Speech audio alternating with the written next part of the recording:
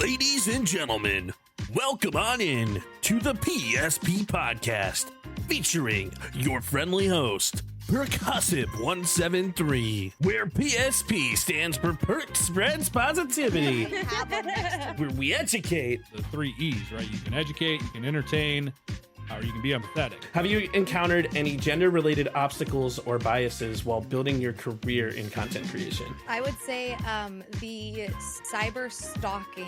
By bringing in the best of the best. But hanging out on stream and like experiencing things in the moment with people, it was so fun. And I started it one day, I never stopped. There's a few streamers as well who are always open to sharing all the cool things that they've discovered on their stream. Post everywhere, post often, and do it your own way. And have fun. And have fun and be yourself. Fine. Have fun, honestly. Like that, I love that so much because it's so true. Like, if you like the content you're making, like if you're watching it and you like it, you're not the only person. From fitness to establish a new habit or a routine, what is your message to them? Start with less than you think you need. Too fitting. Would love to get some tips and tricks of the trade on like how you kind of do things in the cosplay field. Yeah, I'd love to go into that, especially because like I've done a little bit of everything, right? So I've made some costumes, I've bought some costumes, I have my friends' old costumes, I've commissioned costumes, I like craft all kinds of things, but also I wear things. Like there's a whole smorgasbord of I do a little bit of everything when it comes to cosplay. To VTubing and animation, this is something that I may want to get into. How should they start? Ooh, I think everyone should start on YouTube. I think YouTube is going to be your best place for launching metrics that creators should be paying attention to, in my opinion. Yeah. But I think, and like specifically with like VTubing, I think it's, I think all of that is like kind of like the difficulty level is like bumped up to like expert. And our goal at the PSP podcast is to educate and inspire aspiring creators. And we are super excited for this week's episode, and we can't wait to see you there. So let's have a freaking party. Ladies and gentlemen, welcome on in. My name is Percussive173, and welcome back to another exciting episode of the PSP podcast, where Perk spreads positivity, and that's what the PSP stands for, not the PlayStation Portable Podcast, with all the jokes that I've heard in the past. But if you guys didn't know, this is the spot where we laugh, this is the spot where we vibe, and where we highlight creators that are making an amazing impact throughout the streaming world, whether them be small or whether them be very large. And today, I've got a ridiculously incredible, amazing, cool guest in the building. Her name is BB Jess. Not only is she crushing it as a streamer, but she's also the voice behind her own radio show, BBFM, which is now proudly sponsored by Kick. And Jess is one of those people where she brings an absolutely incredible mix of her own unique energy, authenticity into into everything that she touches. And I am so grateful to have her on the podcast. So Jess, how are you today? Oh my gosh. Wait, you're really good at this. That was such a good intro. Oh, I'm amazing today. I can't wait to talk to you. I haven't talked to a person in so long. Well, I mean, we are here. It's really awesome to be able to sit down and talk with you. And like, I'm super excited to be able to pick your brain a bit and to be able to share your story and your journey to like all these new and inspiring content creators that want to delve into the world of content. So, but yeah, like I love podcasting. It's my calling card, and I really like just being able to talk to people in a really just fluid way. So for those who may not know BB Jess, why don't you tell the world a little bit about yourself? Oh boy. My name is BB Jess, or Jessica. Surprise, that's my real name. I'm a 30-year-old lady who lives in New Orleans, Louisiana for now. And I've been a streamer for 5 years. I've been a full-time streamer. It's all I've done. I like to call it unemployed when people ask. It's way more fun to say I'm unemployed than I'm a streamer. But I don't know if that's much about me. That's just about what I do. I like to have fun. And I see that. I also, there's a good chance my internet will put it in our butts. So Oh, no worries. I mean, okay. one of the things about that is like being a streamer and being in like a production industry, like you have to be able to like kind of manage that like when it hits, and it's really fun to see like how certain streamers are able to like kind of do that type of stuff.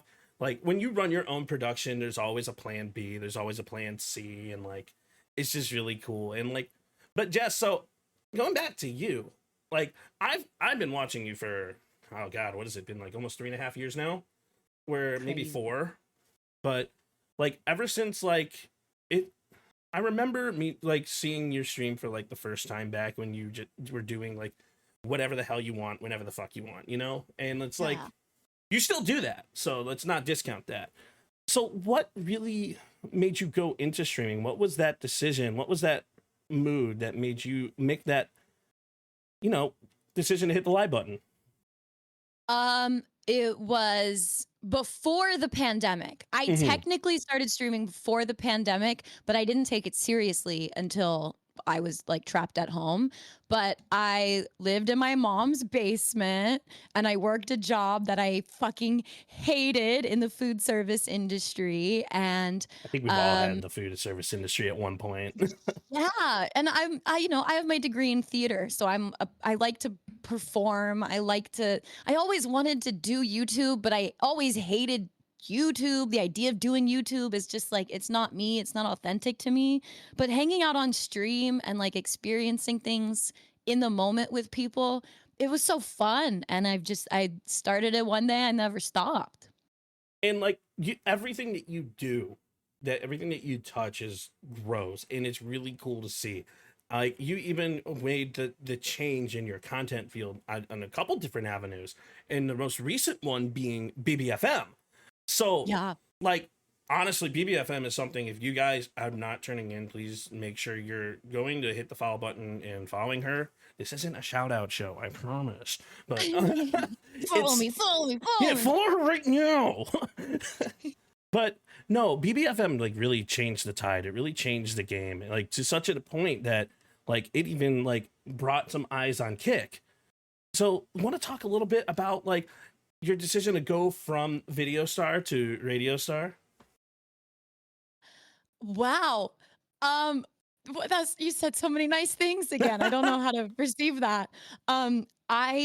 It kind of happened naturally. If like I went back and I watched some of my VODs from like 2021, 2022, I was always kind of doing the like playing music and then like entertaining around it. I used to always like view my streams. It's so silly, but I liked to play make believe growing up, and I still like to do it on stream. I always viewed it as like a house party. It's open door. Anyone can come in. Anyone can act however they want to act. I want to try to provide a lot of vibes. So like the people that want to hang out in the kitchen and eat pizza rolls, or the people that want to hit the dance floor. So I was always just kind of like, I don't know, shepherding the vibes. And then as I've done this longer and as I've gotten older, my energy has definitely shifted. I don't think I have less energy than I used to have, but I think I'm smarter in how I spend my energy now. And streaming has changed. Like, I think it's not like it was in 2020 where everyone was online and everyone was telling everyone every deep, intimate secret about themselves and everyone was looking for community. I think that's starting to dissipate a bit, and I wanted my content to lend to a lurker heavy audience because I think people put me on in the background. And I definitely am one of those that actually like I will come into your chat, I'll make my presence known a little bit, but then I kind of lurk in the back because I love hearing you sing and love watching what you do. So I think thanks. like that like This is BBFM smart. stuff, like the radio stuff is like it's killer. It's awesome. Like when you go live, it's when I'm making dinner. So like I only have so hell many yeah. times to like actually type in chat, but like when I do, it's like because I'm there. But it's so fun. I used to watch streamers, and the only way I knew how to do it was to be a community member. Like I was always like, if I was a fan of a streamer, I was either a moderator or I was like actively telling everyone, you need to come watch this streamer. Like I love this person and I want you to love this person. And it was like, it was a whole ecosystem. That's actually how I got started as a streamer as well. I started watching other streamers. I started watching Call of Duty streamers. Like my story actually started post pandemic. I could have gone live during the pandemic, but I was like, you know what? I don't want to. So post pandemic, I actually started streaming after I was watching The Only Shady, Bad Bear Gamer, X Marie Angel, some really cool Call of Duty streamers who really revolutionized the content field in Call of Duty. And I started kind of listening and watching what they were doing. And anytime I would play with my friends and stream my gameplay in my Discord, my friends were like, dude, you should stream. You're so good. You're so funny. And I'm like, no, I'm not. I'm just a fat 30-year-old. What do you want from me? And so that kind of evolved into me eventually being forced by my homie Tyrell. And he's like, bro, you're doing this right now, because he put my face on his stream before I decided to make Percussive 173. Surprise. Yeah, surprise. I'm the star of Tyrell's channel. And so then it turned into that, and ever since then it's all just been kind of gravy. And like I just keep watching other streamers and watching how they put things together and watching like all the stuff, and like there's so much that as a content creator that you got to understand, because there's everything that happens, everything that we put on right here in this hour and a half. You guys don't ever see the stuff that happens behind the scenes and how to put these things together. And like, it's a huge technical thing. We're our own audio engineer. We're our own video engineer. We're our own, like, creators and like set designer. That's been the biggest surprising role. I take way too much time every time I move. I'm like, how can I make this my thing? I got Pikachu back there as my, my set designer there. She's killing it. But but yeah, no, like you're your own person, and putting everything together, like your room just says a lot about you. And that's why I went for a messy 30-year-old. But so it's, oh my goodness. I thought I turned alerts off, but Diggy Dude, thank you for the 5 gifted. Oh yeah. W. But what's your most memorable part of being a streamer that you would say?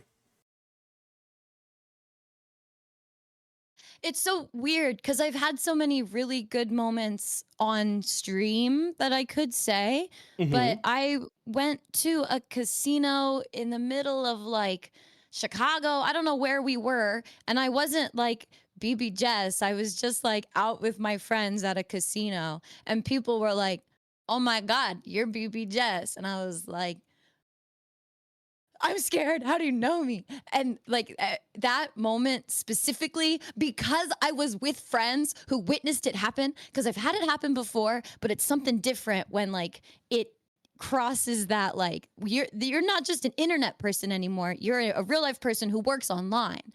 That like perspective shift, it was like, it was my favorite because it changed the game in the best way possible for me, I guess. And those moments where you get recognized in public are something else. Like when it happens for the first time as a streamer, like it's something crazy. I remember walking down East 4th Street in Cleveland, going to like a basketball game, and like I'm sitting here with my buddy Jesse, and we're going to watch the Cavs play the Warriors, and someone comes up to me and it's like, dude, are you Percussive 173? And I'm like, first off, how the hell do you know my name? You got all my numbers. You got all the numbers. Like, why? Isn't it crazy? It's weird, but it's awesome. But it's weird. Yeah. It's like what you want. Right, kind of. Yeah, but I know. So one of the big things is like I've seen you evolve as a streamer. I've seen you evolve so much. I've seen you go from Twitch. I've seen you go to Kick.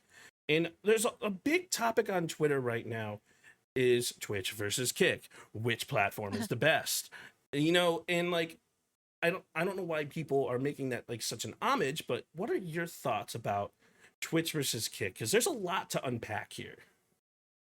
I think it's something people need to remember, that they don't have to, like, you don't have to play that game if you don't want to play that game. If you want to be a streamer or content creator, you make the rules, and there's so much freedom to enjoy in this that like you don't have to listen to other people here. You don't have to give your power away here to anybody. You can do what you want to do.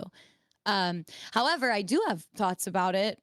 Kick has been so creatively supportive to me since I made the switch. And I was reluctant. I was very outspoken at first that I was hesitant about Kick. I wasn't sure how I felt morally about gambling on stream. I didn't know, if everyone, all the bad people on Kick were then going to become a representation of me. Because I've had that happen before where like friends or exes or someone says something online and then all of a sudden the whole internet's like blaming me for other people's things. And I was worried Kick was going to do that to my entire career, to be honest, which is such a silly thing in retrospect. Again, I think I was like playing a game that I didn't have to play. It's not real unless you like make it real. But that being said, Kick has been so good to me, and they were the ones who approached me about acquiring my show, about acquiring BBFM, and I like that's all I've ever wanted was to make a project and then have it be official and then get to build it better with the resources to make it better, whether that's a stage production or a stream. So Kick right now is heavy in my favor because I feel like they believe in me. And I really like the battle of the two platforms, and like honestly seeing Kick pick up BBFM is really freaking awesome. And like we'll shout that out a million times in tonight's episode, but like Kick and Twitch each has its perks in my opinion. And I think a lot of the content creators that go and delve into these like ideas, I think they just kind of overindulge. It's like we are creators on the platform. Our goal is to be seen. It's not the platform's responsibility to push us out to people. It's our responsibility as creators to make the content that brings people in to be able to put ourselves out. Real quick, this guy talking chat, way too faded. You got a lot of shit to say to someone whose stream looks like that, buddy. Good Lord, I need a life. You need a better webcam, my guy. Good luck out there. Thank you. Keep going. I appreciate the compliment because, like, honestly, not you. That guy in chat that's talking shit.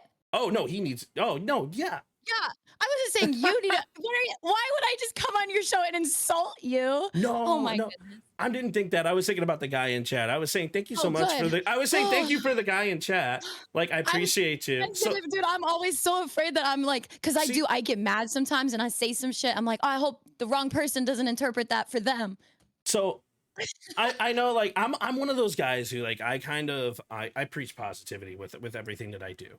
So I know like you are awesome with handling trolls in chat. Like you probably are the best person like to watch because you make it funny and you make it part of your live streams and you make it part of your stuff.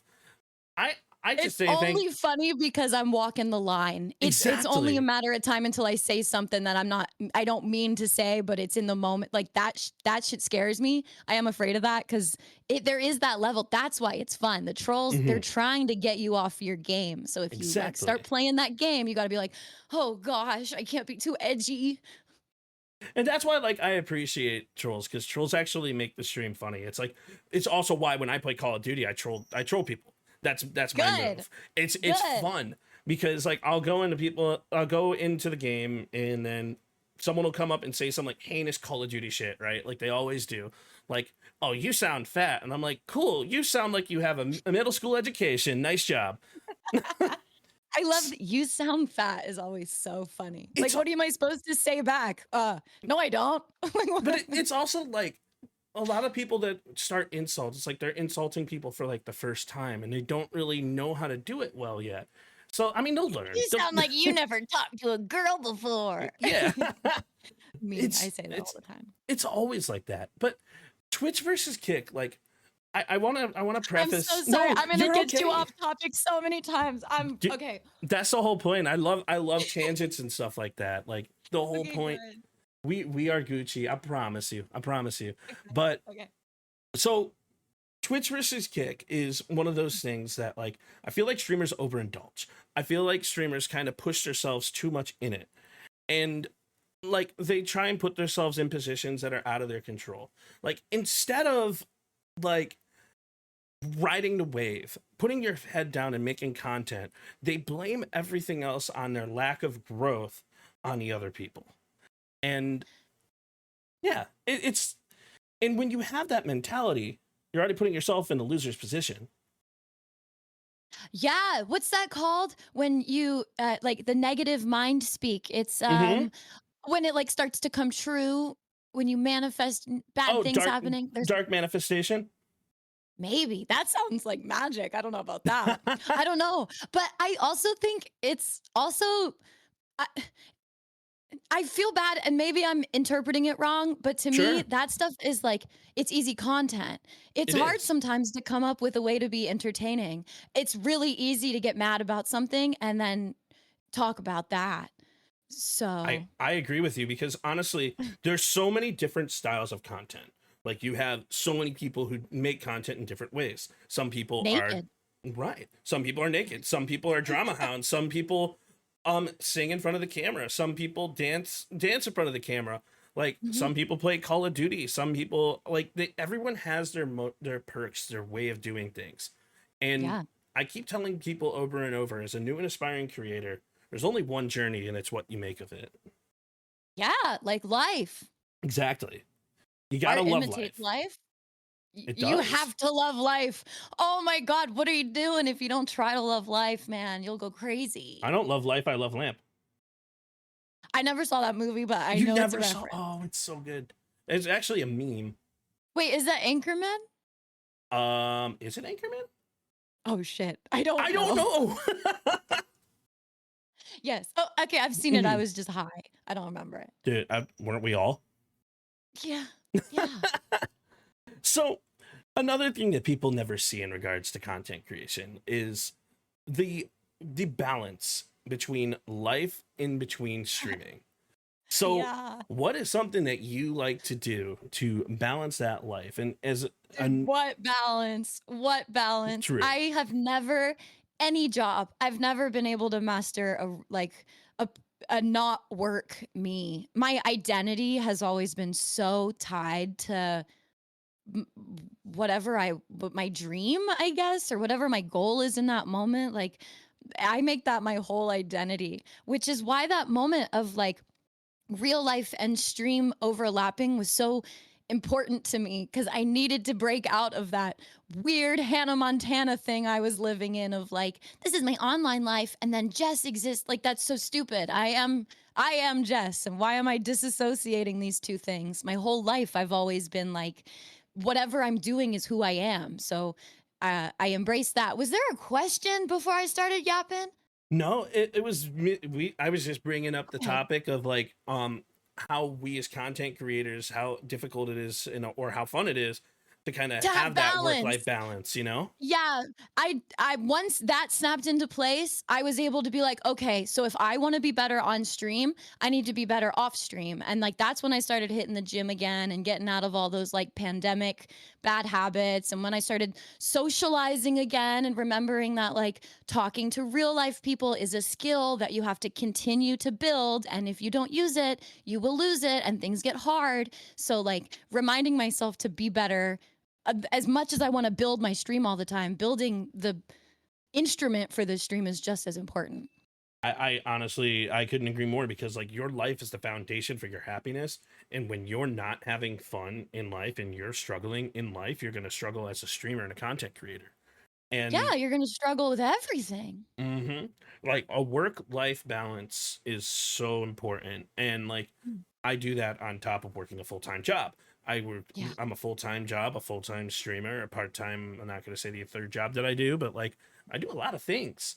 Sleep is not existent, but it's when you try to find that balance on how to put things together, on when to edit content and what is actually important, prioritization and scheduling, understanding like the stuff that you have to put together, it really, once it clicks, and you become Man, really I'm bad happy. at that shit. I never figured out the scheduling shit. You know firsthand. You and I have been trying to have a conversation for like 3 years. I still haven't figured that out, but I'm happy. I know I could do better, and I know I could burn myself out if I, put some more energy towards everything else. But I also like I'm learning to be comfortable with the, again, the better the instrument, the better the performance kind of thing.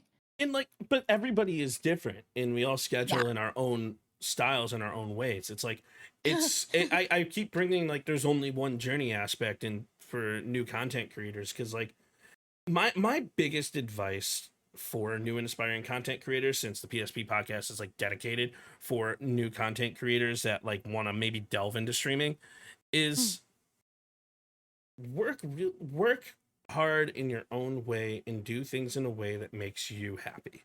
It doesn't really matter the amount of content you put forward. It matters the quality of the content that you put forward, and do it with a purpose, and do it in a manner of which you love. If you want to live stream and because you love playing video games, then post all the video content in the world and show people that 30-second increment that they finally meet you for the first time why they should join you.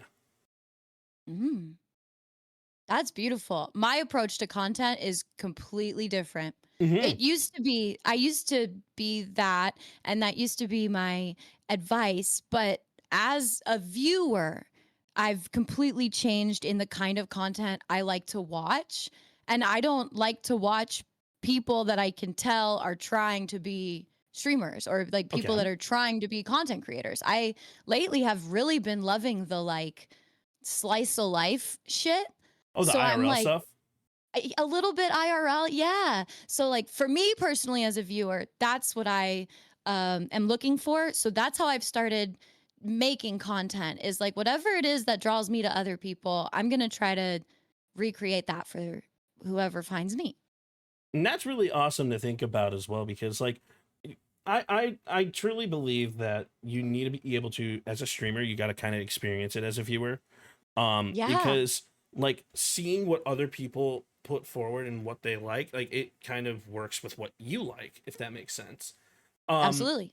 It's a hard hill to climb. It's a hard hill to find your niche, and like we even had a whole or a whole podcast episode about finding your niche and the importance of finding your niche. And Sure. it's difficult. It's rough, but I like, don't even know if I know what mine is. I think people can look at you and say this is what your niche is, but I don't know.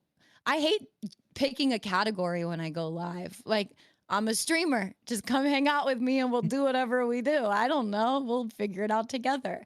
And yeah. you and Bears are very similar in that, and I love that about you too. As I had the injured bear on an episode a while back, and like you the way you guys, your mindset is really cool, because you guys could like literally be playing Valorant. And I'm not saying like you guys together, I mean maybe you do, I don't know, but it's like you guys could literally like be playing Valorant and then all of a sudden turn into a party stream, and then turn into like a whole radio show.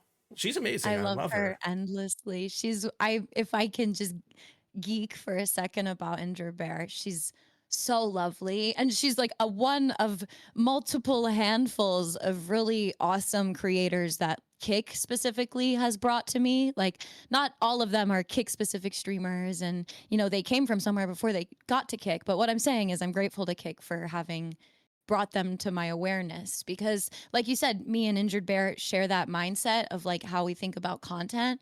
I think a lot of Kick streamers share that sentiment of like, all right, we're gonna, you know, this is a new chance, a fresh air, that we don't necessarily have to go down all the same things we tried on Twitch or on Mixer or on wherever.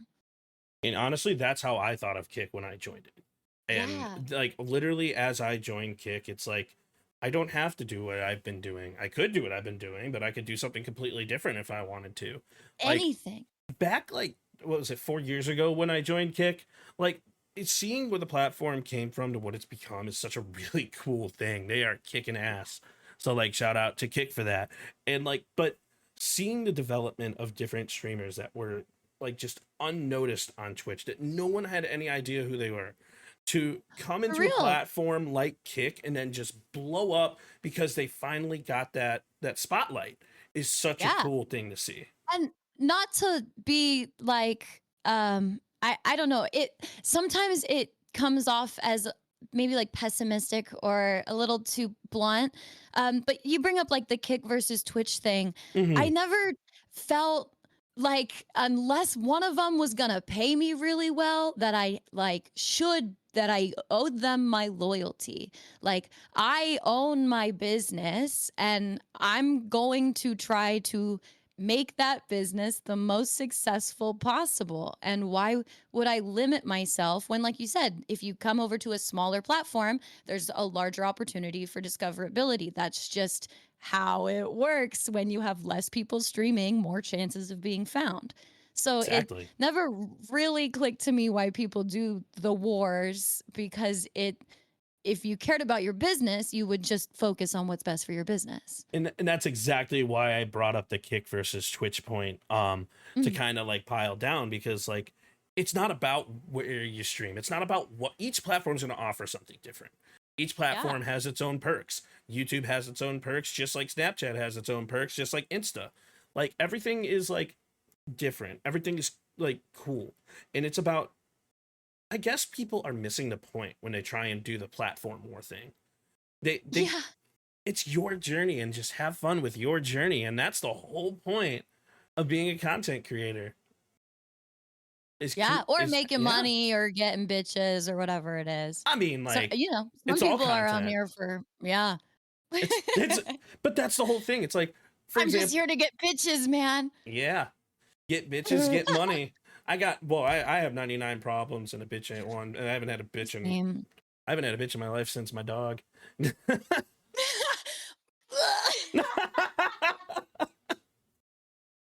I love my dog. I think about my dog every second I'm live. That's been like the best thing in my life has been my dog, but the worst thing for my streaming has been my dog. I want to spend every second with him. Your dog is adorable. He's the best dog there's ever been. He's 60 pounds now. Are you bringing him to DreamHack? No. Oh my gosh, no. Well, I can't. I mean, no. You could. No.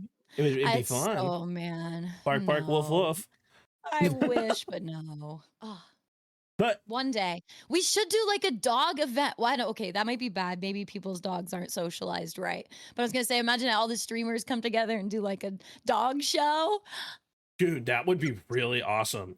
Like until someone's dog bites another dog, and then it's all over. Well, I mean, there's got to be some vetting to happen before doing that. But you could rent out like a dog park in LA, and then just use it as an outdoor dog show where you can. Dude, I have IRL ideas stuff. like this all the time, and then my brain immediately goes to like, okay, now how am I going to get sued because of this? And then I just shut it down.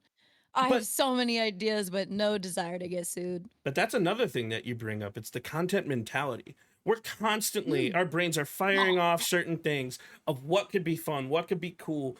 Like, for example, I go to work and I'm like, okay, cool. What's the next big thing I could do to change Call of Duty for the better now that Black Ops 7 just came out?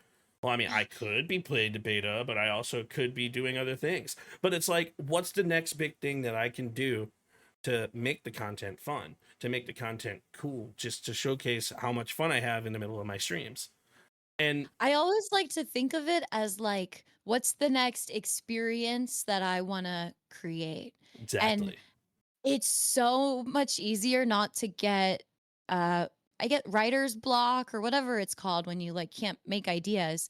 If you're just thinking about, okay, but what could I do that would make me and maybe like this small group of people have a good time, and then maybe people will want to watch it. There, we got a stream. Now we got brands. Now it's all paid for. That's really what it is. I'm just doing stuff that I want to do, but I'm trying to get it paid for. And honestly, with me, I just vibe. Yeah. And that's what it's all about. It's like when things happen, they happen. It's like I said this on Bear's podcast. I'll be playing Among Us with a group of people, and then all of a sudden I'll end up on freaking Call of Duty, or I'll end up on Fortnite, or I'll end up running around my room like trying to figure out what the hell I'm cooking for dinner. But that comes after I turn off the live button. Do you ever do a mukbang? What's mukbang? What's a mukbang? When you eat on stream? I actually have never. Well, the only thing that I eat on stream are these nuts. So. Yeah. I used to keep a box of Cheez-Its next to me, and that was like my stream snack.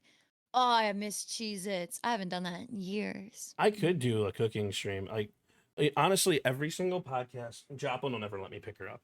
every single podcast, my cat runs under my feet and is like, "Give me attention! You're talking to nothing. Give me attention." Oh, I love our pets. I'm not calling chat nothing. Don't even say it. That happened before. You guys are amazing, and I love your faces. But oh, sensitive. so, all of you guys. So sensitive. But so when it comes to creation, what is your advice to a budding creator, a brand new creator in the scene? Be afraid. Be afraid. Be terrified. I could have saved myself from so much danger and heartache and like my family and friends being involved in this shit if I knew to be afraid, but I didn't because I grew up online and I was telling everyone everything about myself all the time. And I just like, you don't know what you don't know. And that's what I hate. Because every time someone's like, what do I need to know? I'm like, you don't even know what you don't need to know. But how do you tell someone that? Well, you can't. You can't tell someone that you have to experience it. Save them. We have to save them. We have to save them all. It really is like that's why I enjoy content like what you put out and like maybe to liken it to Zach Pussy. I don't know if it's appropriate to like compare. I'm not trying to compare you guys as people. I'm gonna say comparing me to Zach Pussy. That's a whole new level of like crazy. That's why like I see the value in things like this and conversations like this because like to be honest, I could go on forever. Like go onto the internet and delete any information, like hire a third-party company to delete your information, your mom's information, your sisters, your brothers. If your little sisters are on Instagram, make sure that they don't have their last names and they're not following you and like go through all your Instagram pictures and see what you've ever been tagged in because now those people are going to be looked into for knowing you. And it's like, there's so many things to lock down and to like your Discord. You don't know that you can get gore bombed until it happens to you. That like one day the floodgates open and your Discord it should be on a watch list from now on. Like it's terrifying out there. Get a good mod group. That's the answer. Get a good experienced mod group. That's the only thing I can think. And from the technical side of things, like from the background side, there's so many things that I feel like everybody needs to take a cybersecurity course. I feel like everyone needs to take a cybersecurity course before they become a content creator. I feel like I need to take a cyber emotional course because I get too sensitive about shit I'm reading online that's not real. I feel like there's so much education. Yes. And there are things we don't even know how all of this is affecting us yet. It's crazy because no, you're fine. This is a type of conversation about this, and I love having these conversations with passion and stuff like that. Because like from the tech side, like a lot of people who are going into content don't understand is that everybody is watching, and the best part and the worst part about streaming is you have no idea who's watching. Yeah. Best part being is like, oh, maybe Sweet Tails is watching me. I'm just throwing out a name, or like. Maybe it's your little brother's best friend who's got a crush on you and he's gonna make fun of your brother about it. I mean, if you're watching this, dude, go focus on your military service, you little dweebs. Stop watching my content. Freaks, dude. Okay. But it's like you never know who's watching you. And and like the reason why I want everybody to take a cybersecurity course as a streamer is I see so many people like getting hacked, whether it be within Discord or whether it be within their own content. People I can't believe it hasn't happened to me yet. Yeah, crazy. It's so easy that you just click. You don't even think. You just click. Oh, everything's gone. Webhooks are very dangerous things, and you got to learn how to navigate the world of webhooks to be emails, able to prevent the webhooks. Mm-hmm. They make the emails look so legit. They got like fake email addresses, everything. They're mailing it to your house. You're getting mail saying that your car's registration or something, and it's all made up to get your credit card information. They even have stuff in QR codes now. In NFCs now, so you have to be very careful. One thing I'm going to say is before clicking any link, number one, hover over it. Number two, go to urlscan.io and put that thing into that browser. Put that into there. Let it check it first before you click on it. Like wow, always, QR codes is crazy because what if you're at a restaurant and they're like scan our menu? That's the whole thing. There's actually a story of somebody. And I believe, don't quote me, I believe it was in Alabama where they were trying to order something on like from a restaurant and then they ended up getting hacked from a QR code that some random person put on a table. No. It's just understanding the world and I being worry about my cautious. grandma every day because she's gonna get got, dude. She's gonna get got. And that's why multi-factor authentication is just the beginning. It's like you got to learn how to protect yourself, and that's a huge step. Dude, I got a crazy story about that. Yeah. I logged on to Kick the other day. I had to Mhm. log out and I logged back in, and I must have shared a streaming computer with another streamer because my Google auto-filled in another streamer's actual password and username, and I could have logged in as them if they didn't have two-factor authentication on. Thank God. So like they got a text and it was like, I was like, hey, I don't know what's happening. I'm so sorry. I have your information. Is this your password? And they were like, yeah, I'm going to change it. I'm like, please do. Oh, Yeah, it's like you do have to be very cautious about that type of stuff, especially from a technical backend perspective. And like, my biggest recommendation from like a user-facing perspective is the Google Authenticator, the Microsoft Authenticator, there's so many different ones out there, but those are your best friends. Like, yeah. Keep it in a place where only you can find it. Use a password manager that's locked by another password manager. That's kind of, I might have a 3-step in order to get there. I might not, but you're never going to find out because I have honeypots all over the place. So is honeypot the sex thing?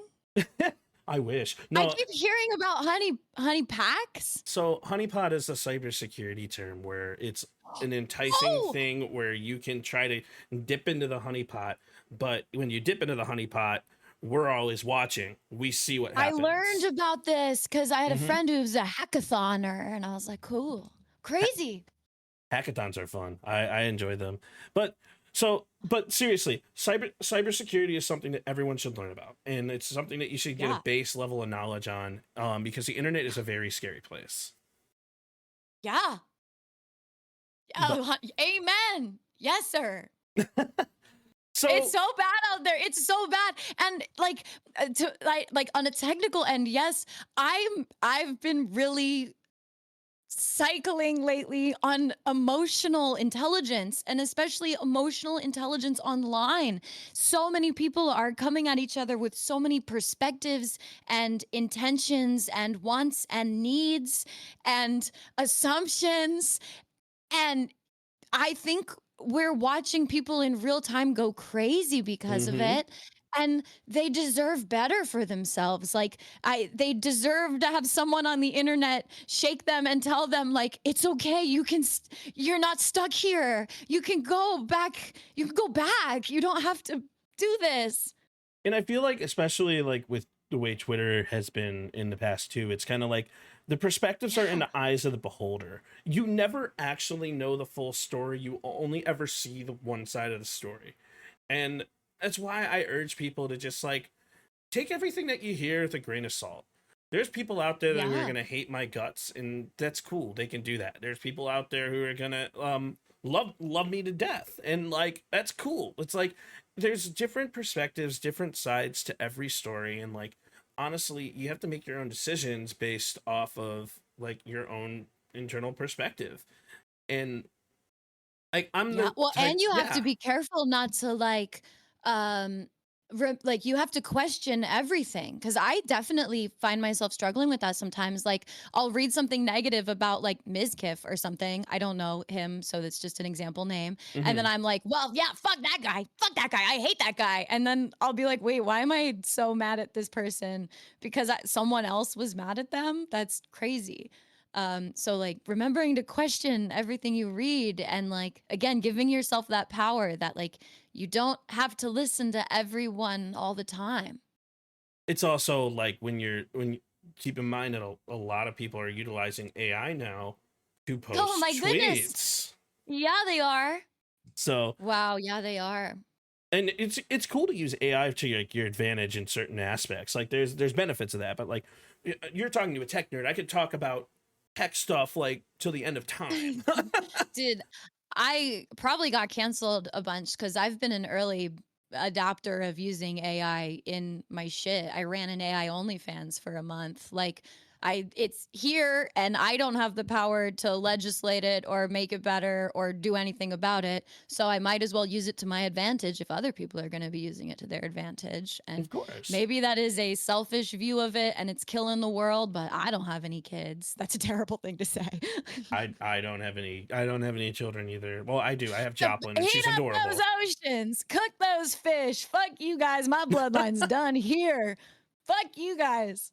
The world that we live in is such a very interesting place, and it's Yeah. like it goes back to the story of perspectives. You can either look at it through a positive lens or you can look at it through a negative lens. And like, but keep in mind that those lenses that you choose to watch things through are going to affect how you act in front of a camera. So it's Oh yeah. you also need to keep your eyes on that. Like, that's why, like, when I talk about positivity, right? Because the PSP podcast is Perk Spreads Positivity, right? When I talk about positivity, it's not me trying to just dump positivity down your throat, because it's never going to work. It's more or less understanding the philosophies behind positivity, the ethos, the logos, and the pathos of it, you know? It's like that. It's understanding that there are certain things that can affect the way that your mindset is, but it's also how you can take control over that. And yeah, I love that you're saying these things. This is what I do. This is why I say I'm unemployed when people ask, because if I'm not streaming, I'm just thinking about thinking. and everybody overthinks too, so much. Oh my goodness, aren't I guilty of it? Oh yeah, it's so easy. I overthink everything. Yeah. And that's what I've been, it's so silly, but since we're talking about it, that's been like on my heart, I guess is a way to say that, is like conquering the fear of fear and like not being afraid to take chances or to say yes because I'm afraid of what's going to happen when things change. Do you know what I'm saying? And I think there's freedom in that as a creator as well. And like, okay, I'm going to try a radio show and it's probably going to be goofy as shit and cringe as hell, but I'm going to have fun. And that's what I want to do right now. So doing it. Goofy and cringe is the shit. It's what makes it. But I hate looking at my old content, dude. I'm like, oh God, it's so cringe. I want to die. So when you joined today, I actually found my first YouTube video ever, because I brought it up to a friend about like my first ever YouTube video, and it was a 420p video of me playing Call of Duty Warzone 1, where there was a glitch in the game where it looked like there were two people. So I did a Naruto Kage Ben Shino Jutsu, and then they run down the stairs after they kill me, and it was the worst edit I've ever done in my whole life, but I love it to death, you know. Oh, you're so cute, dude. Mine's just me playing Club Penguin. Like, dude, I miss Club Penguin. Man, the day. I was never a member though, because my parents would never let me spend money on shit. Tom, you're still my friend. Bring back MySpace, please. I got in trouble for making a MySpace because I just wanted to follow the Jonas Brothers. I didn't even want to add friends. I just wanted to follow the Jonas Brothers on MySpace. Yeah. I had no clue. Oh yeah. They were on the scene early. They had a whole career before Disney Channel. Don't get it twisted. But I wanted to follow them on MySpace. And then my mom found out that I had a MySpace, and she's like, "You have to shut it down, or we're taking the internet away forever."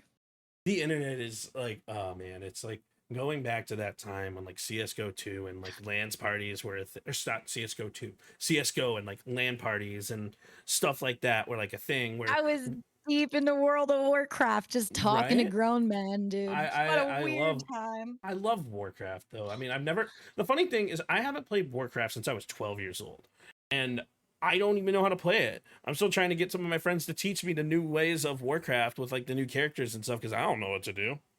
I'm gonna sit there and I'm gonna run around in circles. If it wasn't it's just an excuse to talk to people on the internet for me. But it's fun that way though. That's actually why I play Call of Duty, is to talk to people in the middle of the game. And I'm like, so why are you really that angry? Do you want to talk about it? Are you okay? It used to be more fun before everyone started like recording everything and putting everything. Because like before social media, there was still an internet. And that I miss that right before social media became like social media. In like, I don't know, like the social media now, the dead internet theory, you know about that? No, what's the dead internet theory? Actually, Okay, I might, don't but know. okay, you don't I'm gonna know? be misinformed Okay. when I tell you. I'm pretty sure it's just the idea that like we're so deep into the internet that all that's really left are a bunch of bots and like AI, and like most of the things that we're interacting with are non-human. I'm a bot. Have you seen me in person? Wait, you have. Yes, I have. So I don't know. That's why I'm like, I don't know how much I believe in it, but it's a real theory and I don't doubt it. Especially now that everyone's just copy and paste and chat GPT into everything. So you're really just getting a bot. I mean, true. And like, even when bots come into channels, it's like, uh, you're literally, you're throwing code out. You're not actually being genuine. Like, it is what it is. Like, we get it. Like, you're trying to sell something that no one's going to actually fall for. But I mean, it is what it is. So another thing that I love to bring up to new content creators is something that people don't really think about is 90% of what content creators do is introspective work. And this is why I say that. Every single day we watch our streams, or we'll watch parts of our streams, or we'll watch our content and figure out how to make it better. We'll look at our stream and figure out what we can do to improve the quality of our stream, whether it be from an audio effect filter, whether it be from like a back end, like I can do this prior to stream to make everything come smoother. I can run this piece of computer software to make sure that my internet is running smooth, or like whatever the case is. 90% of the stuff that us content creators do is introspective, and a lot of viewers don't see that. Mm. Do you have any? I would have used, I feel like I get into modes. Like my like my moments come in and out of like for 3 weeks, I'm all in on building a room out, setting up my cameras, redoing all my alerts, all my OBS. Like I kind of do everything in one go. And then I really don't touch shit for a few months. And then the next time I tackle it, that's when I like add more or make it better. So yes, I agree with you into the sentiment, but I think my timeline's different. Sure. And like, well, with me, my next big step, the thing that I'm doing, speaking from like alerts and stuff, is I'm trying to move everything from Botrix to Lumia. And oh man, I haven't used Lumia in a while. I'm so fond of Lumia. It was I like the love first Lumia. program I learned, and it was like still early on in it, and they were so lovely to me. Ah, Lumia. Lumia has definitely been a big help with some of the stuff that I've been doing from like a technical, like from an alert perspective, from and like I just want to try to continue that and like put everything kind of in one place, but also not really in one place. I mean, not in a podcast, but if you're on if I'm on a different scene, I have Mix It Up running, where if you type lizard, then you're gonna see a lizard go lizard. So it's That just is the fun one stuff thing I like missed that. about being a Twitch streamer is like things their API was more malleable, and like there are more pre-existing like third-party companies that you could get creative with. Lumia being an example, but I remember Lumia was like my first delve in, and then I started getting into like Leorin board and not Trigger Fire, Touch Portal.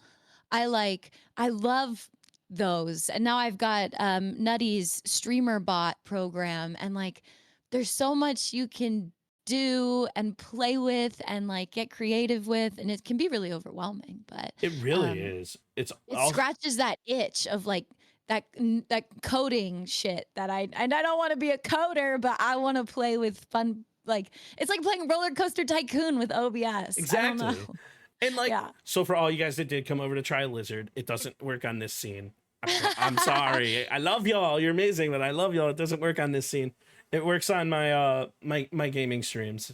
So I made sure of that so that like we don't interrupt people's. But so For real. it's I love that because like I love being able to play with like things like OBS or play around with Meld, and like I use both on occasion. I'll use Meld for certain things, I'll use OBS for certain things, and the stuff that the Meld team is doing, I want to kind of shout them out. They are killing it. And they're a great team of people dude, they are too. Like their great team of energy people. in person is amazing. And like genuinely, like the stuff that they're doing right now is like changing the game for streamers. something that's made by I streamers still for haven't streamers. downloaded it yet. I know that I would have a good time doing it, but I just like again, there's still so much to do and to learn in OBS that like I don't want to it's like opening a new book that I'm about to start Exactly. reading. I'm like, I'm not ready for that yet. You know what I mean? Yeah, That's so silly. No, you're right though, and it's like it's why I still use OBS for certain items and I use Meld for certain items too. It's like it really depends on like the type of stream I'm trying to put forward. So I never understand streamers who like don't have fun doing OBS. I know that they are out there. I am friends with people who have never, they just add their camera, they add their audio source, they go live, that's it. And that's fine. Like I understand it's a different style of content and I don't care what you do. But I have such a hard time relating to them because that means that streaming, the art of streaming as I see it like doesn't exist to them in the way that they see it. And I'm like, that's so crazy. I don't know. Maybe I'm just too much of an Aquarius. I mean, like, it's awesome to kind of think about because there's so many different avenues on how to do certain things. I mean, whether it be just like the lizard popping up or like whether it be like just changing certain FX or SFX to like make you sound like a kid. It's like, it's stuff that you can do. Is stuff that you learn and stuff that you'll never forget. And that's one of the reasons why I love programming and coding so much. So, but that's also why I love being a content creator because I can create content that no one's ever seen before, or maybe you have seen because people are joking. I'm kidding. I'm joke like that. But, but you know what I mean? It's like, the freedom of creativity is why I love being a content creator. That's me too. That's my main reason for doing what I do. It's for me, it's never been about the money. It's never been about the follows. It's never been about the numbers. I have all that shit turned off. I can't tell you how many people are watching my stream. I love the numbers. I love the numbers. It works for me. I am driven competitively. I love this shit. I want to do better and I want to be better and I want to know what I'm doing that people gravitate towards more or not. Like I want to understand. So I agree with you. I agree with you, but my numbers, when I look at the numbers, is after stream. So, and here's why. I'm a sociopath. I look at the numbers after stream because I want to know where in the VOD something I did, something I said, something that happened caused my viewers to drop. If they did, I also want to know what caused them to grow because you have to look at both avenues. And that's where I look at the numbers and that's where I look at certain things. And that's where streamer charts is awesome and stuff like that. But like paying attention to the numbers. Makes perfect sense. Yeah, but paying attention to the numbers is huge. But I need to because I went to school for theater. I performed in front of live crowds and I miss that feeling and I chase that feeling on stream. So for me, looking at the viewership is the same as like looking at the crowd and reading the temperature of the room. And I like the game of changing it in real time, but I also understand then I'm fucking with the control variable there. So I see what you're saying. Well, one of the funny things is a long time ago, some streamer told me that you're never going to grow if you just silently look at the camera. And I'm like, bullshit. I did an hour stream where I looked at the camera and I had my highest viewership ever. I said nothing. I've always wanted to do that. Every stream, I think about doing that bit and committing to that bit, but I'm terrified that it's not going to be funny, and I'm scared, but I want to do it so bad. I had nothing in the title. I literally had a dot in the title, and I just stared at the camera the whole time for an hour. And it was one of my better viewerships. I don't know why it was. I'm convinced that the best streams are when you commit to a bit. Like naturally a joke or an idea arises and you go along with it and you're doing it to entertain people and it's like so fun. That's why Call of Duty streamers are so freaking awesome, because like they'll commit to like a specific bit. Like, so shout out to the Only Shady for being one of the RPG streamers who had one of these most incredible personas that he put together, and he committed to the RPG bit. He committed to that bit in the every time he shot someone with an RPG in the middle of Warzone. It's something that no one ever has done. Hell yeah. Hell yeah. It's so cool to watch and so cool to like tune into like streams like that, like where you have a bit, where you commit to a bit. And like I've thought about working me being a drummer into it and like being like, oh yeah, I'm a drum on their head, or I'm a code a drum kit so that every time I hit something, it's gonna shoot the gun or something. But I don't want to do something that somebody else is doing because I don't want to step on somebody else's toes, because someone does do that with a flute. So Dude, don't worry about stepping on toes.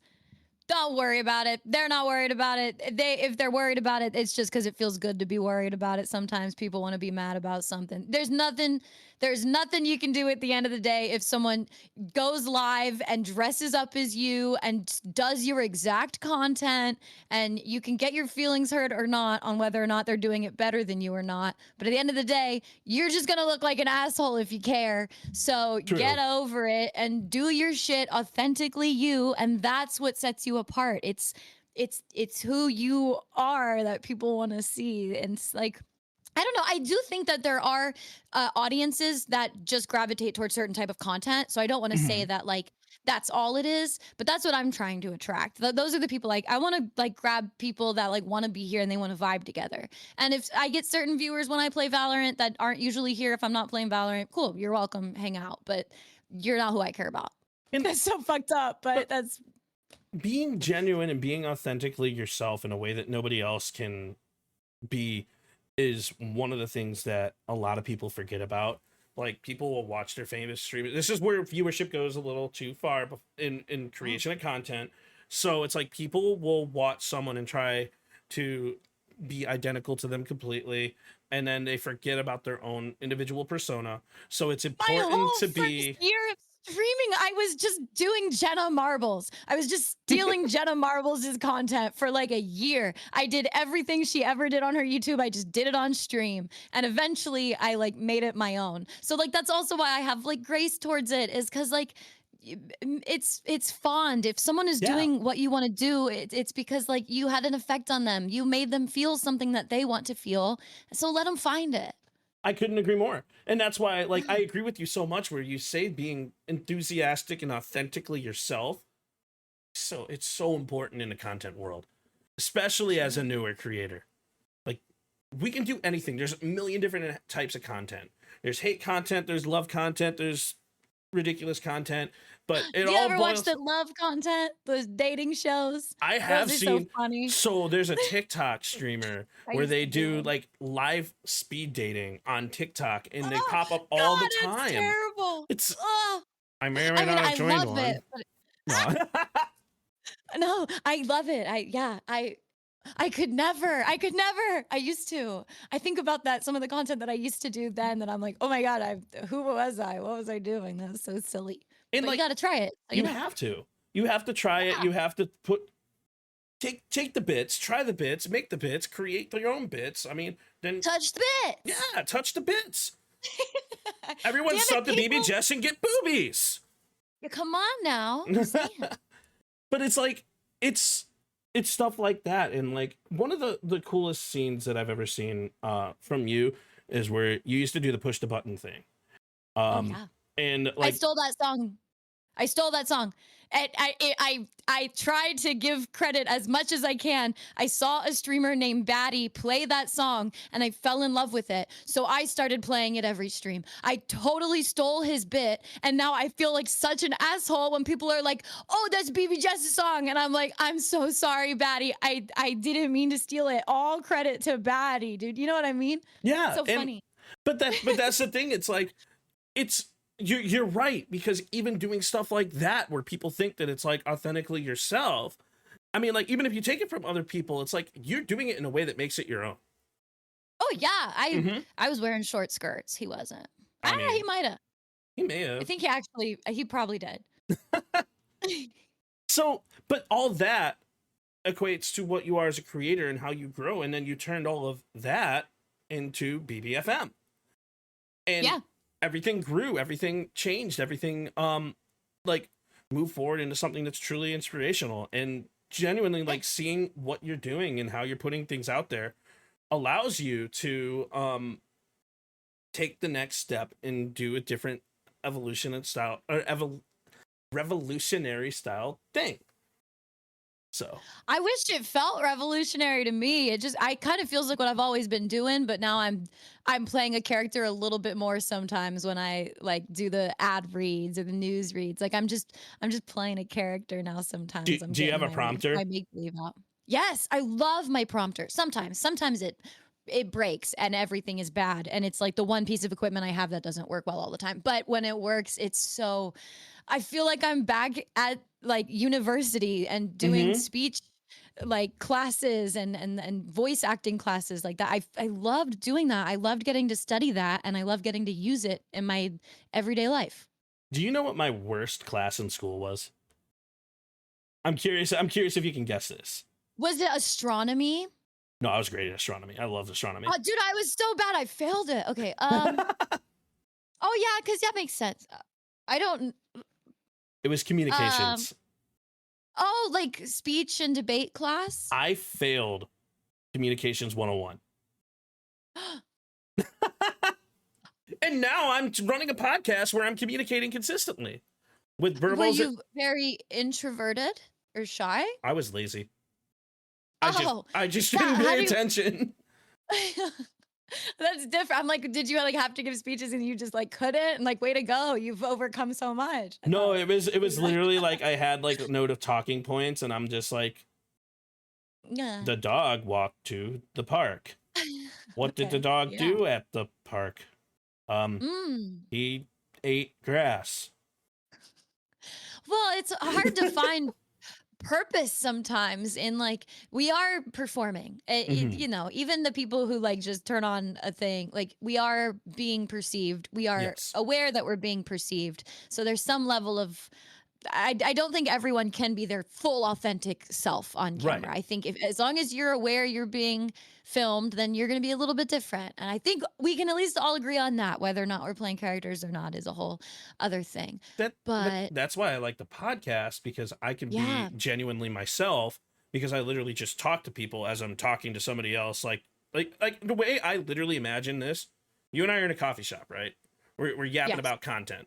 I literally have my coffee. I literally drink my coffee and we're just vibing. We're doing our thing. And like, that's that what you see from me here is the same me you're going to see in person.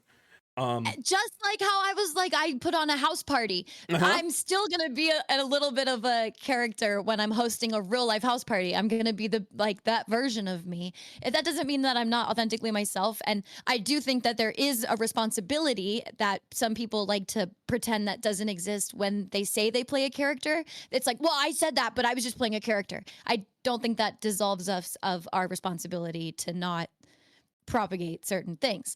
Of course. But that being said, you could still wear a mask and it's your performative mask. And that's people who meet me at conventions know I'm always like non-existent in person. I'm very much just like, and that doesn't mean that I'm not myself. It's just like, that's how I am. See, from a different perspective is like, I always think you're just so busy and I just don't want to interrupt. And I don't ever want to like, I want to let you do your thing. Dude, I'm there to talk to people. Yeah. But if anyone else ever thinks that way, please just come hold eye contact with me and let's our souls connect. I yearn for social connection. I yearn to understand this prolonged eye contact. Yeah, I'll probably be high and I'll say some weird shit, but we'll have a good time. That's me even when I'm not high. I just straight up say weird shit. Okay, good. So sometimes you gotta shake people a little bit. Be like, "Are you in there? Hello, play with me." Like I'm somewhere. Let's talk. Yeah, I'm in an area. Like my brain exists, kind of. Maybe it's so easy to turn off your brain. Well, it's called like girlfriend brain. You know, where you just like you don't have to like think about anything. So you I call it dog brain. Which is why, like, when I get deep in thought, like, my head tilts. Like, you want to go for a walk? Wow, that's cool. You want to go for you want to go for a walk? You want to go to the park? Cute, right? But like, genuinely, it's like it's having those. People are gonna spot fakeness from a mile away. It really is genuinely gonna be like that. And you see it within the content world, and you see it like within like the inflated numbers. You see it within the view botting. And this is the hot topic, and which is kind of why I want to touch on this, is like people really try to do whatever they can in certain ways to grow without putting in the work to grow. So what is your thought when it comes to view botting? Where we know we see a lot of it on all platforms, not just Kick. So let's not just narrow it down there. It's everywhere. Yeah, it's on the platform. If they care about it, they gotta fucking fix it. That's it. Agreed. Again, it's like I forget what metaphor I used earlier, but like it's like AI. It's like Mhm. I can't fucking control it. That's not what I'm here to do. I'm here to do my business and stream, and I want to make my business as good as my business can be authentically to me so it can grow healthy. You can't build a castle on quicksand. You know what I mean? You got to have that. In my opinion, I could be wrong. I've also like it's why I'm so hesitant to ever give stream advice. I've watched plenty of rich, pretty fucking people buy their way into the industry and buy connections and like so you can do it if you got the Mhm. wallet to back it up like that, but it sets you on a different path. I agree. And like honestly, that's the weird part about this world is you can buy your way in anywhere. Yeah. You can buy your Yeah. way anywhere. It's like some point Money talks. money does talk, and like it's with everything that you do. And like even some people, my mentality behind view botting is this. Oh yeah, I you- forgot the topic. No, you're good. It's like you're putting other people down. You're putting creators that are could potentially be discovered and could potentially be one of the next big things. You're putting them down for your own selfish benefit and your own selfish game. Yeah, it's a dog eat dog Oh, world. I get it. people are selfish. Yeah. But it's a dog Yeah. eat dog world where like you do it because you want to be the one that's seen. But Yeah. over time, as things happen, as things grow, it's gonna eventually come back to bite you in the ass 1000%. because people see it. Like Bad Yeah. Bear said it best. It's like brands see it, like people see it. It becomes your persona. And do you It's really so want that to nice be your that persona? brands see that now. It's a little too late. The money that used to be in brands, it's a completely different streaming space than it used to be. Yes. Brands used to not see it and give out so much money to people who did it, especially back on Twitch. Mhm. And then now that brands are aware of it, there's no money for brands to be doing that with people anymore. So it's like crazy how we have witnessed how viewbots have changed the space for the worse already. Yeah, We've and already seen it. and the way it comes down to is like if your chat's going to be active, it's going to be active. And like Yep. there are things to set when there's lurkers because we have a lot of lurkers and all streamers have lurkers. And I try to show as much love for lurkers as I possibly can. But at the same time, it's like you have certain platforms that are doing it wrong and viewing lurkers as bots, wrongfully so, or Oh, I maybe saw that rightfully on so. Twitch. Did we ever come to a conclusion? Like, are people's view counts off, or was that like a case where Chatterino was open and a bunch of So people had a bunch of tabs open or something? You know? you know how the streaming world is. Everyone's going to speculate, right? We don't know. Yeah, We don't that's know. why I always hate those conversations because I'm like, we're never gonna know the truth of it. Is it happening? Maybe, possibly. It's a good possibility that they may have made a coding error or a mistake, but who knows? Well, it's also a lot deeper than that because, Right. like, nowadays it's not off the table that a brand will view bot you. It's Yes. not off the table that your management won't view bot you or your stream team. It isn't in the contract. Like, the industry isn't just one thing. It's not just us streamers going live and playing COD. There's also Right. like a lot of privately like motivated companies Yes. making money off of this, and they're doing things a certain way too. It's crazy. Of course. And like It's big. it happens so often, but it's a huge thing where you take a look at these like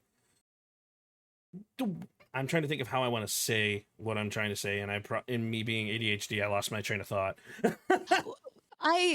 I also had a thought that you sparked about like getting Mm-hmm. upset about the view botting. Right. And I think what it is I please forgive me if this is a terrible take, but it's almost Sure. like the people that become obsessed with it make it their content and no one wants to watch that.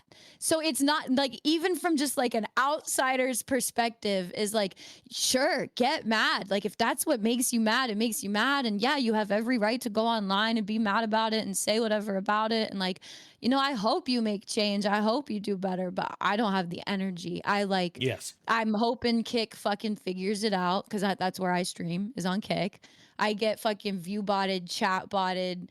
I get, I, Oh man, I It's got a a big thing. message from Kick like 2 days ago. They were like, "So we were in your chat. Does that happen a lot? Like we sent some like staff to the back end during your stream because of what was happening." And I was like, "Yeah, every stream, every fucking stream it happens. What are we doing here?" And- So I just try to like keep my business going. I just try to you know, I got my contract. I'm focusing on me, you know? And it goes back to the mentality of there's so many different styles of content too, where you bring up the Yeah. getting mad at content. It's like people who get mad at the view botting start delving into the world of drama content, which is cool. Like you're gonna Man, I hate drama content. I It's- don't just hate it because it's drama. I think it is actually very harmful. I think a Mhm. lot of people, and you know what? It's not our responsibility to take care of other people. It's Right. not. And This it is why the internet is unsafe. dangerous. It is so unsafe to get online and assume that anyone will ever have your best interest. You should always operate under the idea that everyone could be a threat to your life, because they Yes. very well could. And that's not healthy to exist in that all the time. But why it's did a I start fine line, going down though. that rant? Oh, drama content. Yes, drama content. I used to watch it all the time in like, not a streamer sense, but like I would get ready for class and I would watch drama YouTubers talk about like Jeffree Star and Shane Dawson and James Charles and all the YouTuber drama. And this person said this and this person, and I watched it every day. So I completely understand the mindset and I have been there, but I have also, unfortunately and weirdly, been on the other side of it, where I've had people make videos about me like and say that I said terrible things or this or that, and I didn't like being on the receiving end of that content, and it completely changed my perspective. I was like, this is really like harmful misinformation you're spreading, Yes. and it hurts my feelings. I don't like this. Being on the non-consensual receiving end of drama content is It's it's so horrible. bad.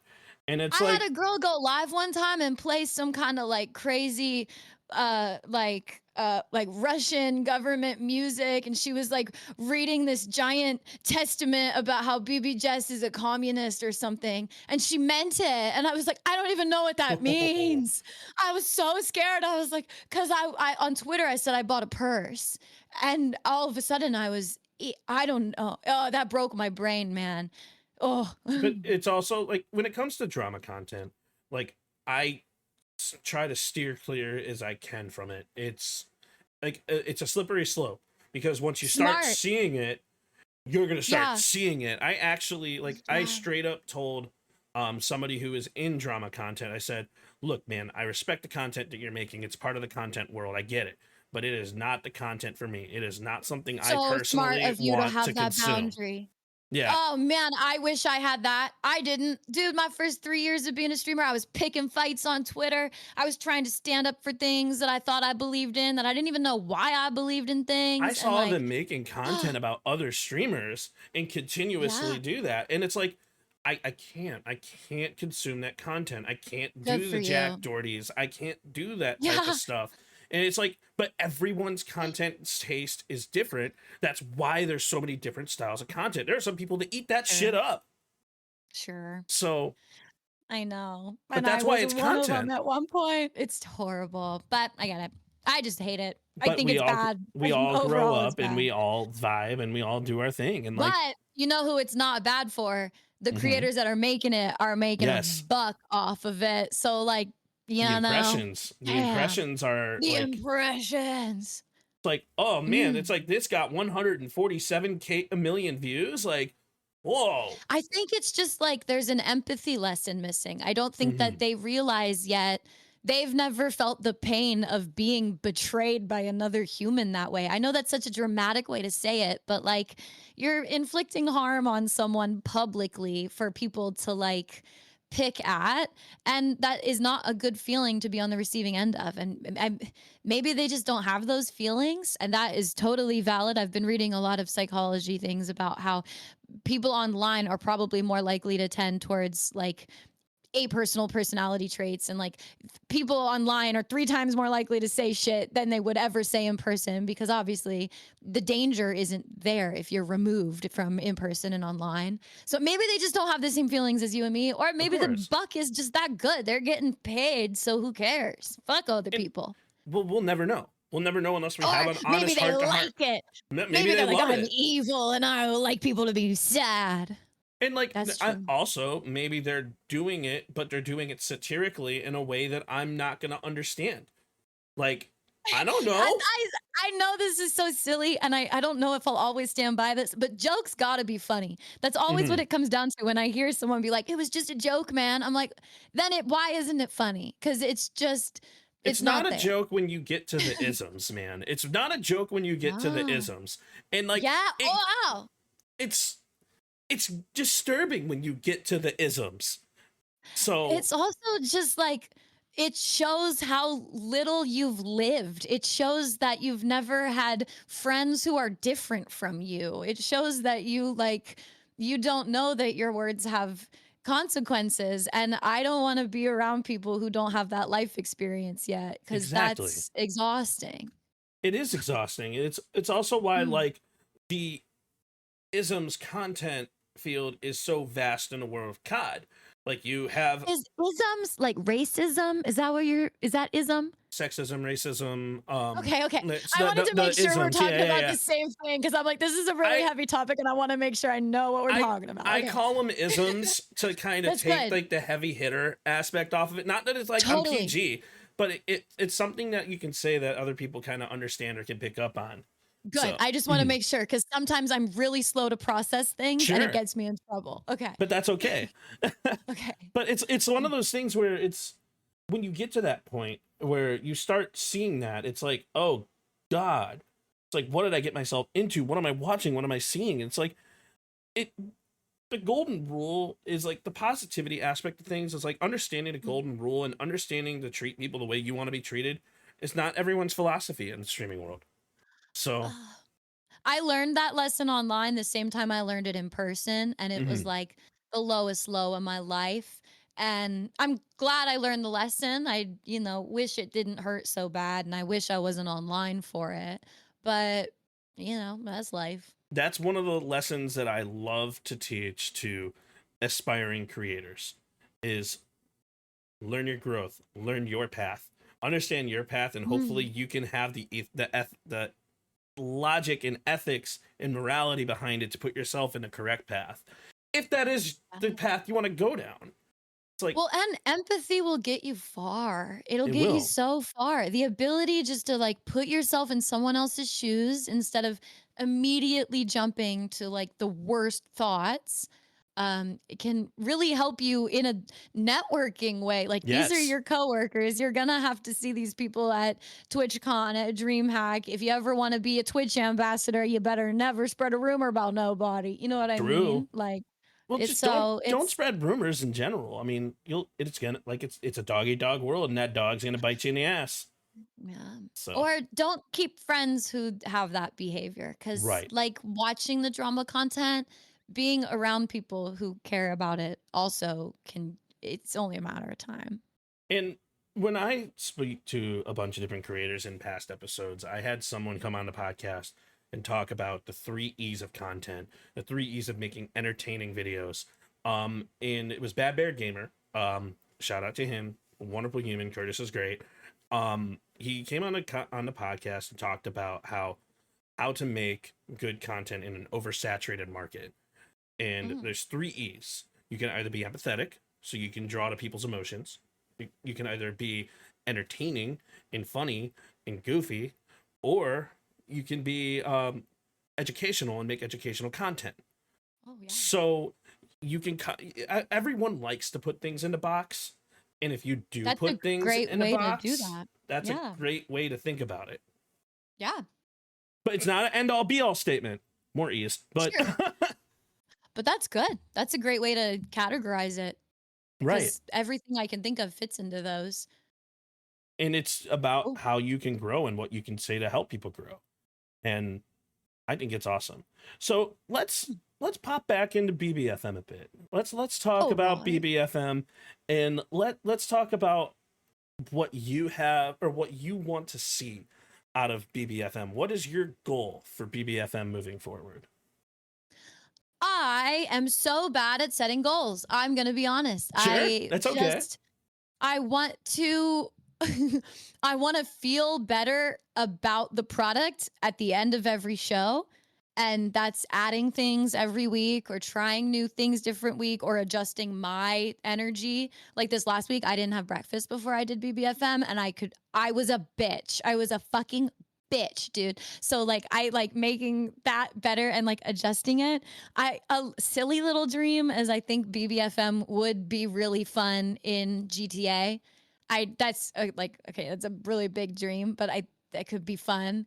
Or Instead of DJ even Clara, it's just like DJ Jess. dude, Right? if I could like I mean a big dream would be like making this like a radio show and bringing in like actual celebrities to talk to and talking Hell to yeah. like yeah, like to kind of what's it called when you like give it more notoriety, like legitimize it. You know what I mean? Yeah. But also I don't I want to be picked up by Spotify. I want to be picked up by a fucking iHeartRadio. I want something so ridiculously, stupidly large to happen that I get locked into this for the rest of my life because I like it. And watching people network and watching people grow, that's definitely not off the table. So just know that now. This is coming from what I see.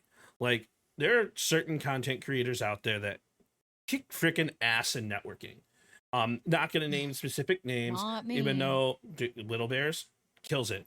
Oh, yeah. You do kill it, you do kill it. We see it. It's like watching people go around and network properly and push forth their content properly is a really cool thing to watch and pay attention to. So you do I found a lot through of your success. content, though. A hot tip. I find a lot of success in networking now in like finding creators that I actually like their content. I'm not like view chasing and I'm not like this person is someone to know so I want to know them. Like there are plenty of large streamers that I don't try to talk to cuz I don't want to. You know what I mean? So I try to pick people that I want to be around and like learn from and do better from or that they're cool and I'm a fan of them and I want to be their friend. I've genuinely only watched content creators that were, when I first started, that were under the 100 view mark. So I actually didn't even know who Kai Cenat was until last year. So I'm probably the same, but that's just he's a young dude. He is a young dude. He's killing it. I didn't know who I Show Speed was. So young. Now people are gonna hate me. Speed is crazy. Have you seen Speed's China streams? Dude, they were nuts. He's crazy. Even if it was all organized by the government, that level of performance, like that guy is a master at his craft, even if it's the most fucking annoying content at times. He is on and he's big and he's successful, and that's crazy to watch in real time. I wish there were more female streamers like that. Like I wish Pokimane was out there on the street, like, you know, doing crazy shit, you know, but it's also a totally different game for us. Of course. Dangerous. It is a dangerous game, and it's like getting to that level of notoriety and ability it's just part of the world we live in. It's something I don't understand yet. I can't really speak on it. Like I said, I've actually never been into a Schmitty stream, and Schmitty makes some of the most popular content right now that we've ever seen. So, like, he's a gamer. He's made I'm terrible. Yeah, I'm he's also, he's a I YouTube just watch creator. what I watch. I've Yeah. actually never been into a queso stream, but I see his content flying around, and it's awesome. I always hear stuff about Queso, but I've never watched Queso. But I feel like I've watched him because he's so famous. Queso is funny. It's like it's you know how like you handle trolls in like an epic manner. From what I have seen from his content, he handles trolls in an amazing manner. So like kudos to him. Like with everything that he does, like if someone calls him fat, he turns that into a thing, and he makes it a thing, and he makes it funny, and he makes it enjoyable and inviting for everybody to watch. Good. So you want to see BBFM eventually get picked up, but if you had to host a dream guest, anyone in the world, anyone currently, who would that be? Who would you pick, and why?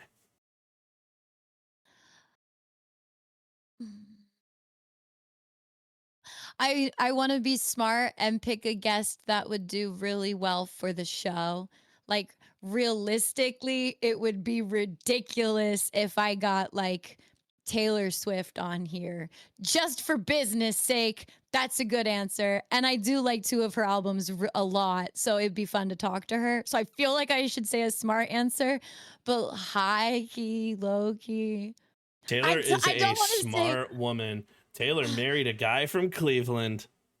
Maybe, unless it's all a conspiracy theory and she's gay. I was watching a YouTube deep dive yesterday about it. The Gaylors. The Gaylors. That's what they call themselves, the Gaylors. I don't know them. Alive or dead? Alive or dead. Sure. I want to talk to Michael Jackson so bad. I got so many questions about how he thought. I just want to talk to him. I want to know. If we're going live or dev, I'd want to talk to Prince. I would want to talk to Prince. Prince is my favorite musician of all time. Like when I was talking if I was talking to what Echoes. got you into Prince? Well, I mean, like 1999 was one of my favorite years. It was so much fun. And then he came out with that song, and then I heard it for the first time. So that is a good song. My brother is a musician, and he lives in New York. So we were in a car trip actually when we were it wasn't Maui, but it was before then, like when we went on a family trip. But he started playing Prince's album in the car. And I'm like, yo, this dude is freaking awesome. He's a killer guitar player. And my brother just hypes him up. And then ever since then, I just started listening to all of his albums. And this is like back when I was like 13. That like core memories that music creates. Oh yeah, beautiful. Echoes and I had a conversation about the core memories that music creates. And love Echoes Mine too. is with the Backstreet Boys. I remember getting buckled into a car seat in a minivan listening to the Backstreet Boys. And I was like, Millennium probably. I love the Backstreet Boys. I mean, but bye. Wait, that's NSYNC. Or is it? I made that mistake. I think so. No, it is NSYNC, but actually it might not be. I don't know. I feel like I can picture Justin doing it. He could, but Justin can do a lot of things. Frick. No. Anyway, fake fans. But so definitely Prince. Prince, I feel like would be the easiest person to talk to. Would be cool to pick someone's brain. See, Biggie Dude's right. It is NSYNC. I want to meet Elton John, but I feel like he'd bully me. Dude, I feel like it wouldn't go well. Elton is amazing. Like, yeah. I love listening to Elton John. He's like the best. Yellow Brick Road. One of my favorite songs of all time too. Yeah. So, last question before we wrap things up. Oh, I could talk to you forever. I'm having so much fun. fun. I could literally talk to you forever too. But so, again, this podcast is dedicated for newer creators, and we always. Good luck. Sorry. My last question is, what someone is about to hit the go live button for the first time, besides don't. No, I'm kidding. What is your question, or what is your advice to them? I think you'll find less strife if you understand your why and really focus on what to do to get to your end goal. If your end goal is to make money, that's a totally valid end goal. Don't be surprised when people like question you, or if they don't like it, or if you find friction in that path. You're going to get that no matter what your purpose is. But if you keep working towards that, and if you view failure as a learning lesson and you try to make steps to move up the ladder, I think eventually, unless you're just boring as fuck, you'll get up the ladder. I went to theater school, so I don't feel bad in saying, like, there are some people who get kicked out of theater school because they're just not good at doing theater. I think there's a performative element to this sometimes. I think there's ways to find ways around that. Like, if you're not a performative person, you can shift what kind of content you create to make your personality work with the content. So I don't think you have to give up on the dream of being famous or the dream of being rich or the dream of being a streamer. But I think if you just look at yourself on paper and figure out what your goal is, and you work hard and you try your best, you will succeed. Gambarimasu. Gambarimasu. So my advice to anyone wanting to hit the go live button for the first time is do whatever the fuck you want and take no prisoners while you do it. Straight up. Whoa. That's you gotta be careful there. People will take that, run with it. But that's what I want them to do. Oh my God. In the way of content, you can take anything that anyone says in a different manner, however you want it. It's you put it out there on the internet, someone's going to take something from it. It is what it is. You can't control how people perceive you. That's right. A hard lesson to learn. And I don't think it's a you learn it and you've learned it. I think that's a always thing you got to struggle with, is like, you're not in control of everything. And this is a job where you really want to be in control of things, because Bingo. It can feel so unsafe. And it is unsafe. And the reason why I say it in the manner of which I say it is because there is there's only one journey. So do with it with the way that you want it, and have the most fun while you do it. That's how you're going to get viewers. That's how you're going to get people in your streams. And that's how you're going to make connections and friends. It's just a way of life. And it's that mentality you need. It's not going well, then maybe look inside. If you're really, really struggling with this, if you've been doing this for years and years and it's not working, maybe we just need to figure out what's not working, and maybe have a little bit of humbleness in yourself to be able to recognize that there are things you could be doing better. Yes. You could be the most famous person in the world and you could still be doing things better. Kai Cenat has so much to do better, and he's still the best. He got fucking Guinness Book of World Records, a million subscribers. He's gonna have generational wealth, but there's still things you can do better. Even LeBron's still seeking another championship, and you have to have that mentality, even as a content creator, is the sky is beyond the limit. Or sorry, if you don't the sky get is in not your own beyond the way. limit. Yeah. Yeah, just don't get in your own way and relax a little bit. Mm-hmm. Yeah.